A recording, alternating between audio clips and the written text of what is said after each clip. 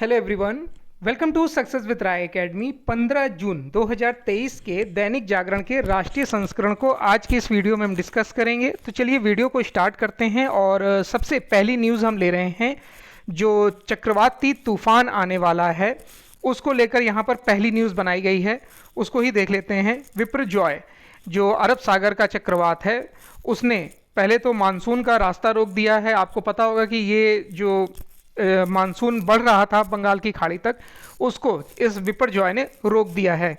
और जो खरीफ की फसल और बुआई के लिए बारिश जरूरी होती है उसको डिले कर दिया है। यानी कि जो ये चक्रवात है उसकी वजह से बारिश रुक गई है, और बारिश की वजह से जो खरीफ की फसलें बोई जानी थी उसमें डिले हो गया है। बंगाल की खाड़ी तक तेजी से पहुंचने के बाद अभी जहां वह थम गया है, मौसम पर नज़र रखने वाली जो एजेंसी है स्काईमेट, उनका अनुमान है कि 6 जुलाई तक मानसून की प्रगति जो है वो संतोषजनक नहीं होगी। जबकि भारतीय मौसम विभाग ने इस वर्ष सामान्य वर्षा का अनुमान जारी किया है।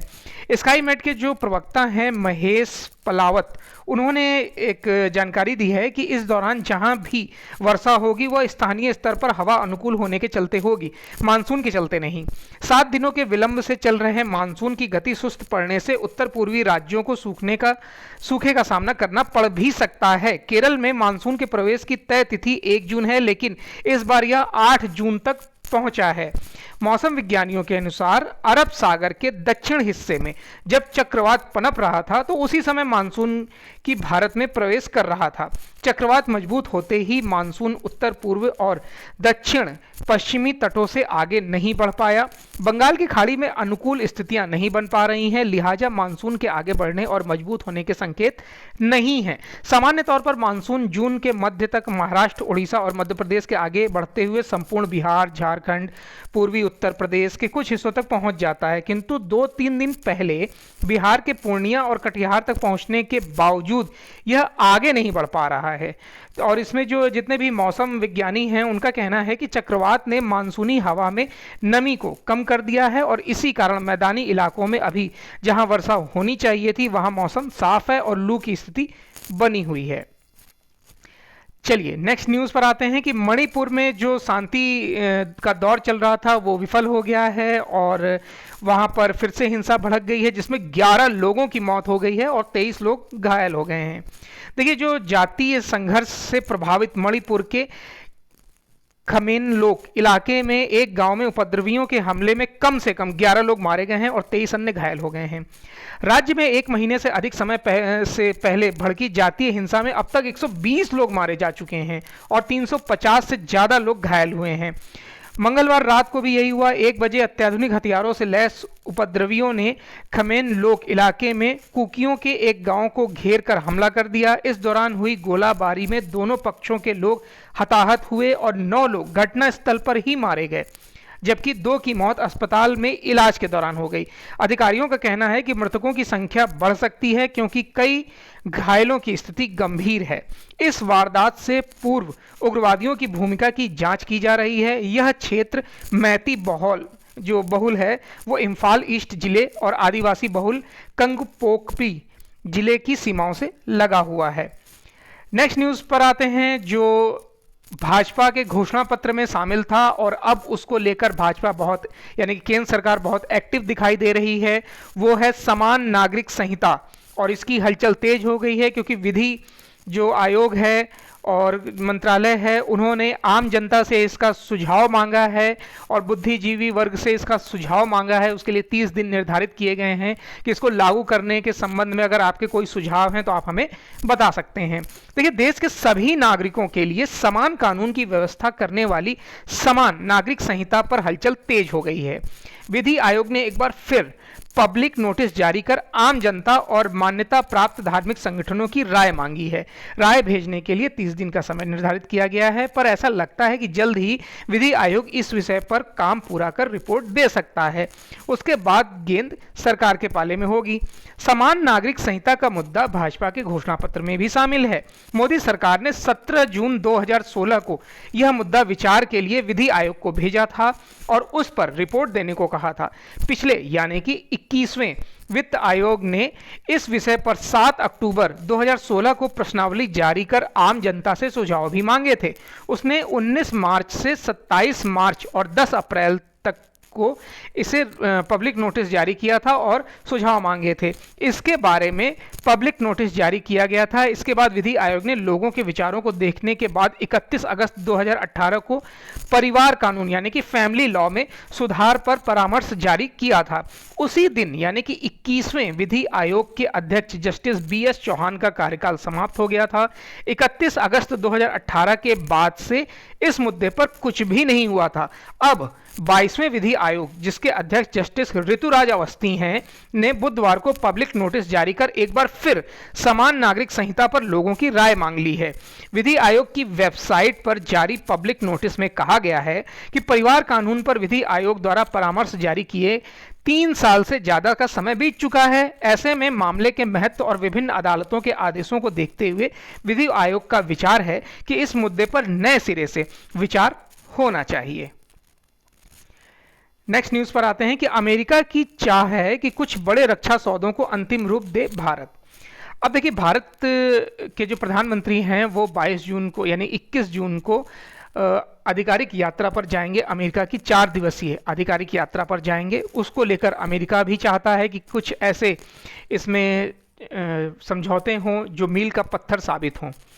भारत की यात्रा पर आए अमेरिका के राष्ट्रीय सुरक्षा सलाहकार जैक सुलिवान ने बुधवार को विदेश मंत्री एस जयशंकर और NSA अजीत डोभाल से अलग अलग द्विपक्षीय बैठकें की। सुलिवान ने एक दिन पहले प्रधानमंत्री नरेंद्र मोदी से मुलाकात की थी और एक कार्यक्रम में उन्होंने डोभाल के साथ मिलकर भारत व अमेरिका के बीच अत्याधुनिक व उच्च तकनीक वाले क्षेत्रों में सहयोग का रोडमैप जारी किया था। सुलिवान की विदेश मंत्री जयशंकर और जो NSA हैं हमारे अजीत डोभाल के बीच हुई बातचीत में मुख्य तौर पर प्रधानमंत्री मोदी की आगामी अमेरिका यात्रा के एजेंडे पर ही बातचीत हुई है। अगले हफ्ते राष्ट्रपति जो बाइडेन और प्रधानमंत्री मोदी की द्विपक्षीय बैठक के बाद होने वाली घोषणाओं को अंतिम रूप देने का काम नई दिल्ली में हो रहा है। आधिकारिक तौर पर बुधवार को डोभाल व सुलिवान की अगुवाई में हुई वार्ता की कोई जानकारी नहीं दी गई है। नेक्स्ट न्यूज है कि इस वर्ष भारत छोड़कर जाने वाले अमीरों की संख्या में होगी कमी। अब देखिए, बेहतर होती is of doing business ranking और आर्थिकी के बीच 2023 में भारत से विदेश जाकर बसने और निवेश करने वाले हाई नेटवर्थ इंडिविजुअल्स यानी कि HNWI यानी कि धनी लोगों की संख्या में कमी होगी। संपत्ति और वैश्विक निवेश का अध्ययन करने वाली Henle private wealth migration report 2023 में कहा गया है कि इस वर्ष भारत से 6500 HNWI के विदेश जाने की संभावना है। यह संख्या बीते वर्ष की संख्या से 1000 कम है। निवेश के लिए $10 लाख करीब 8.2 करोड़ रुपए या अधिक की संपत्ति रखने वाले को HNWI माना जाता है। बता दें कि जो एज ऑफ डूइंग बिजनेस की वैश्विक रैंकिंग में भारत 2023 से 27 की अवधि में 10वें स्थान पर है। वर्ष 2018 से 22 की अवधि में ये 14वें स्थान पर रहा था। चीन से हो रहा है सबसे ज़्यादा पलायन और भारत के लिए हालांकि कोई चिंता की बात नहीं है। और पसंदीदा देश कौन से हैं पलायन के मामले में वो देख लेते हैं। ऑस्ट्रेलिया में सबसे अधिक 5200 भारतीय जा रहे हैं। उसके बाद संयुक्त अरब अमीरात में जो दूसरे स्थान पर है और सिंगापुर तीसरे स्थान पर है और इसके बाद अमेरिका चौथे स्थान पर है। चलिए नेक्स्ट न्यूज़ पर आते हैं।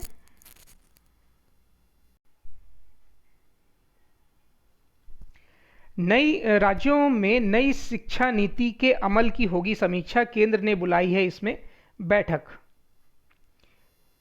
देखिए, जो नई राष्ट्रीय शिक्षा नीति है NEP की मंजूरी को 3 साल पूरे होने वाले हैं। ऐसे में शिक्षा मंत्रालय ने नीति की सिफारिशों के अमल की समीक्षा शुरू कर दी है। राज्यों ने इस पर कितना अमल हो सकता है, इसकी जानकारी जुटाई जा रही है। इसे लेकर मंत्रालय ने सभी राज्यों और केंद्र शासित प्रदेशों की पुणे में एक अहम बैठक बुलाई है जो 17 से 18 जून को होगी। इसमें सभी राज्यों के शिक्षा सचिवों की नीति को अमल रिपोर्ट के साथ ही शिक्षा में सुधार से जुड़ी अपनी बेहतर पहल के साथ आने को कहा है। राज्यों के साथ ही केंद्रीय शिक्षा मंत्रालय की यह अहम जो अमल बैठक शिक्षा व कौशल विकास से जुड़ी G20 की 19 से 22 जून के बीच प्रस्तावित बैठक से ठीक पहले आयोजित की गई है।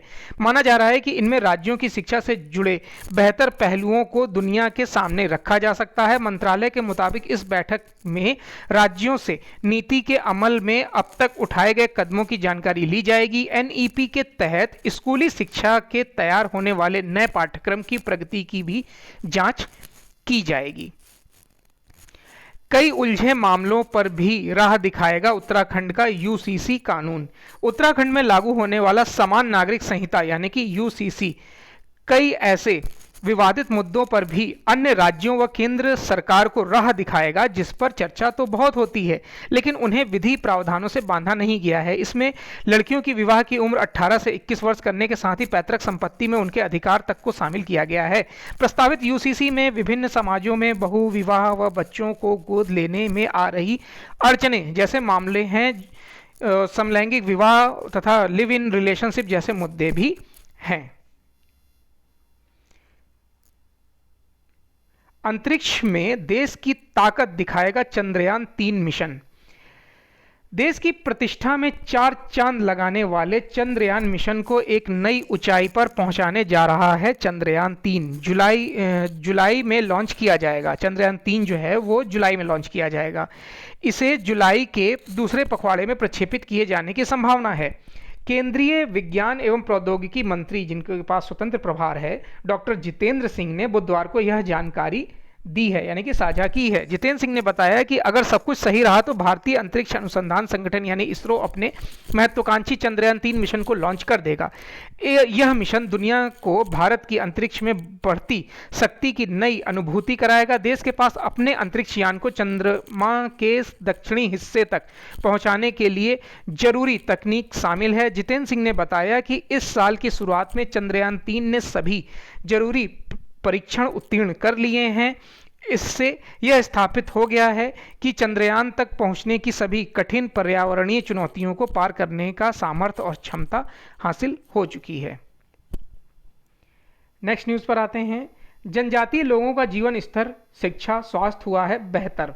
देखिए, आम जनता से दूर अपने ढंग से जीवन बिताने वाले जनजातीय लोगों के जीवन स्तर, स्वास्थ्य और शिक्षा में पहल की अपेक्षा सुधार हुआ है। मोदी सरकार ने जनजातीय लोगों को उनकी संस्कृति और विशेषताओं के साथ मुख्य धारा में शामिल करने और उनका जीवन स्तर उठाने को प्राथमिकता देते हुए जो काम किए हैं उसके नतीजे बताते हैं कि स्थिति पहले से बेहतर हुई है।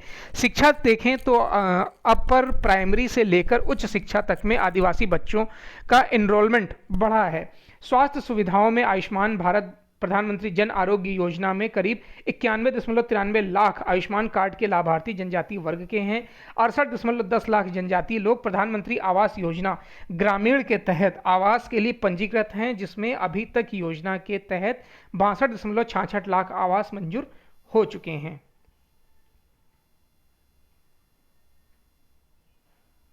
चलिए नेक्स्ट न्यूज़ पर आते हैं।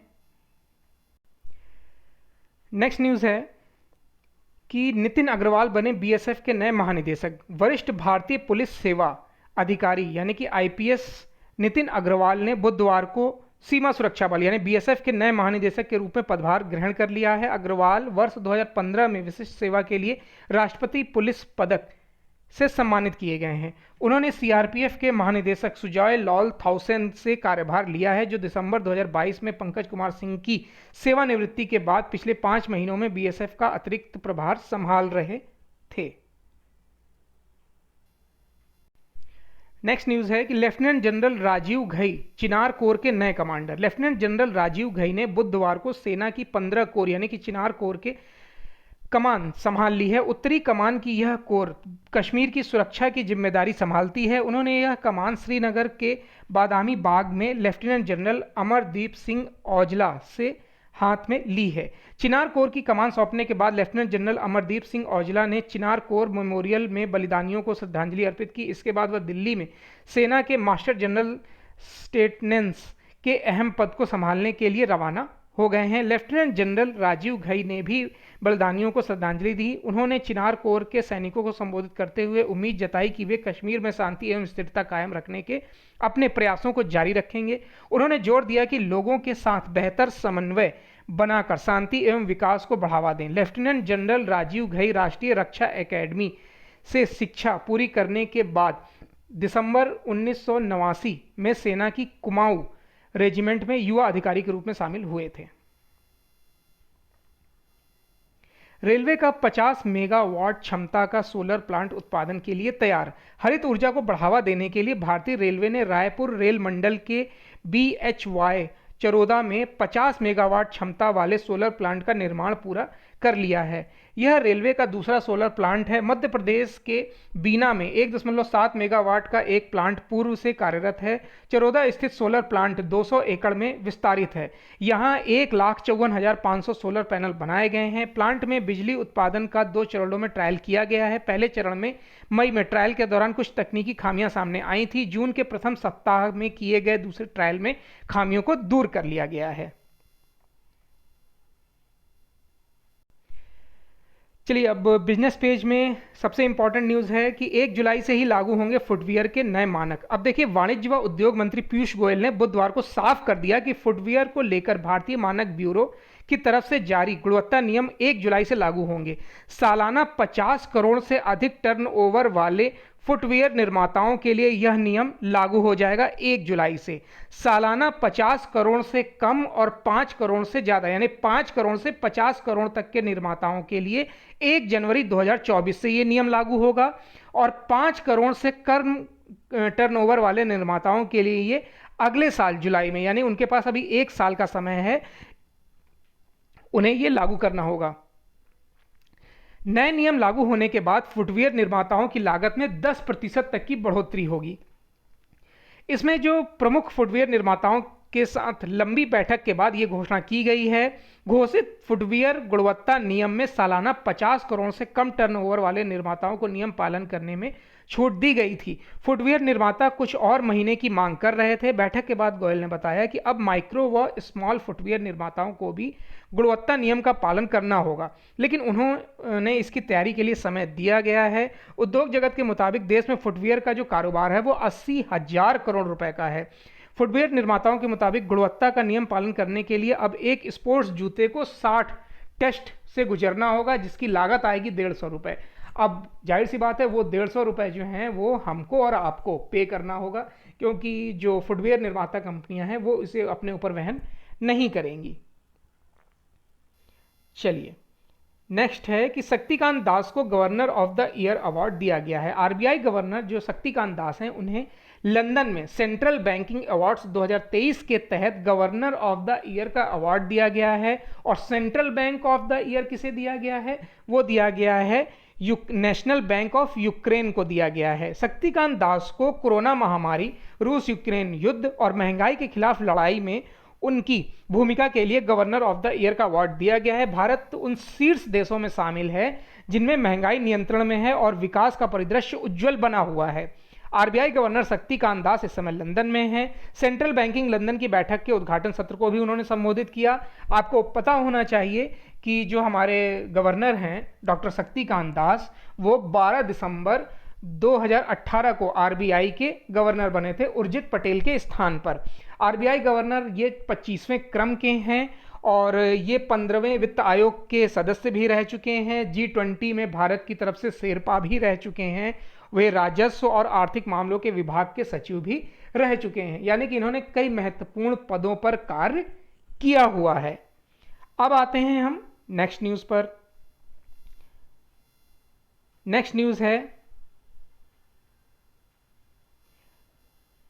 दुनिया में हर किसी के पास एक एआई शिक्षक, डॉक्टर, सलाहकार हो। नडेला। माइक्रोसॉफ्ट के चेयरमैन और मुख्य कार्यकारी अधिकारी सत्य नडेला ने अपने सपने को बयां करते हुए कहा कि भविष्य में पृथ्वी की 8 अरब आबादी में हर किसी के पास एक एआई यानी कि आर्टिफिशियल इंटेलिजेंस शिक्षक, एक एआई डॉक्टर, एक प्रोग्रामर या एक एआई सलाहकार होना चाहिए। उन्होंने एआई पर भारत के ग्रामीण परिवेश में देखे डेमो का उदाहरण देते हुए इस दिशा में उज्जवल भविष्य का रास्ता दिखाया है। 55 वर्षीय सत्यम नडेला ने एक इंटरव्यू में कहा कि एआई का लोकतांत्रिकरण होगा, और उन्होंने कहा कि वह इसी साल जनवरी में भारत में थे, तब उन्होंने एआई का एक उम्दा डेमो देखा। भारत सरकार का डिजिटल पब्लिक गुड्स नाम से एक कार्यक्रम है और इसमें टेक्स्ट टू स्पीच नाम की प्रणाली है। इस डेमो में एक किसान इस प्रणाली का उपयोग कर रहा था। वह एक खबर के आधार पर सरकारी सब्सिडी कार्यक्रम के बारे में पूछ रहा था। उसने उन्हें कार्यक्रम और कौन सा फॉर्म भरना है उसके बारे में बताया।